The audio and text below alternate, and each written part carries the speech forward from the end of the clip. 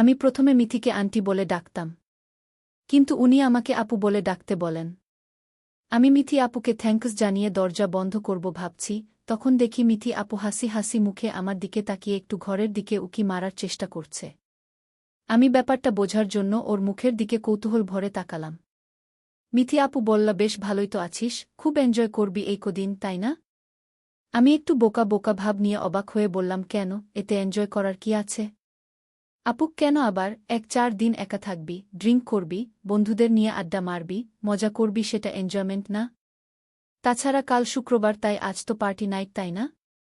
আমি বললাম, না না, তেমন কিছু না, এই এখন খেয়ে দেয়ে একটু টিভি দেখে তারপর ঘুম দেব। তারপর কাল উঠে বাজার করে একটু আড্ডা মারব। বিকেলের কোনো প্ল্যান নেই। আপু বলল, বাহ, তবে তুই তো ভালো ছেলে। আমরা যখন এই রকম সুযোগ পেতাম তখন সব মেয়েরা একসাথে হয়ে যা যা করতাম তা তোরা আন্দাজও করতে